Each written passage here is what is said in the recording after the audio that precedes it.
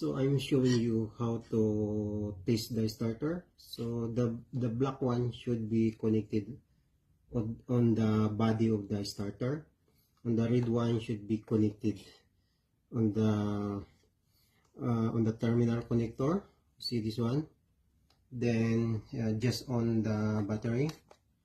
So just hold. I use this one to hold for the vibration, and I use the screwdriver connected on the positive terminal. Then touch this one, and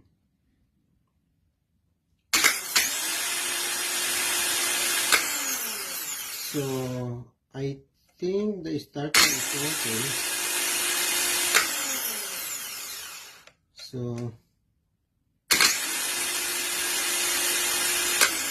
yeah.